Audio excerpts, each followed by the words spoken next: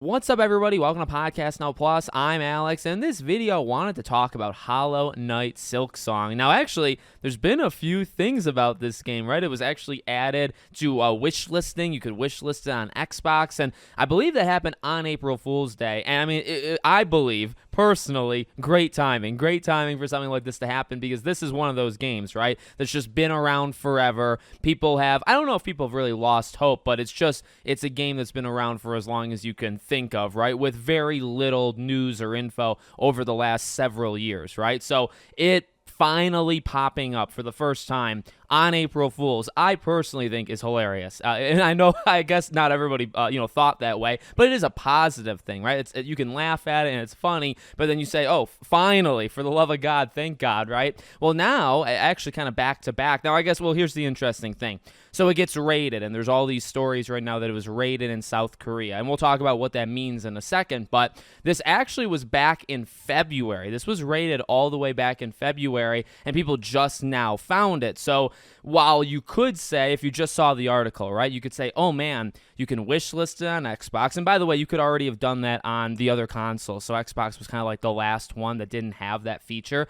So you do that, and then it gets rated in South Korea. Okay, positive momentum. Now, honestly, I think it's positive momentum no matter what, because the order is just switched. So technically, it was rated in South Korea first, and then it was put on Xbox, okay? So, I mean, again, doesn't really matter the order to me. It matters that, I guess I guess April 1st, this was back in February, almost back-to-back months, right? Maybe like 5-6 weeks apart. Two big things have happened for the game. Now, are they the biggest things? Well, you can't pre-order it. You can wish list it, so it's not the biggest thing it could be. It was rated in South Korea, and that is a positive, and I guess all that really means, we've actually talked about this for several other games, right? It's a sign that it's getting closer, which for a game like this is bigger news, I would say, than the average game, right? Because an average game gets rated and you say, okay, what of it, right? Like, it doesn't really matter too much. A game like this getting rated, look, when it gets rated in South Korea or Singapore is another good place where sometimes a random rating will just pop out. When this happens, it could come out 3 months from now. It can come out 6 months from now. It could come out a year from now. Normally, it's not more than that, okay? So if I were to read into this at any point, I would say we might be in the year that this game comes out. And I think that's somewhat fair to say. Now, I don't want to go all the way, right, because people have been disappointed by this game before.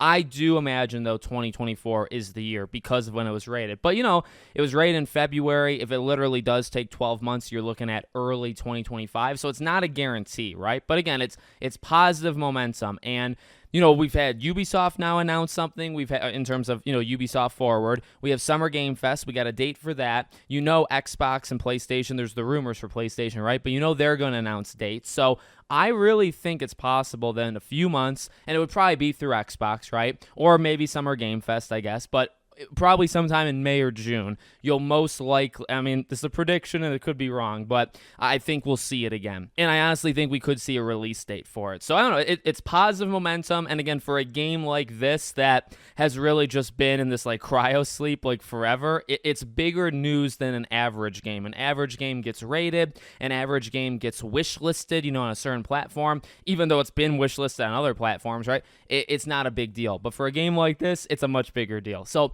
let me know what you guys think in the comments. Make sure, as always, you're subscribed to the channel, bell icon turned on. I hope to see you all on the next one.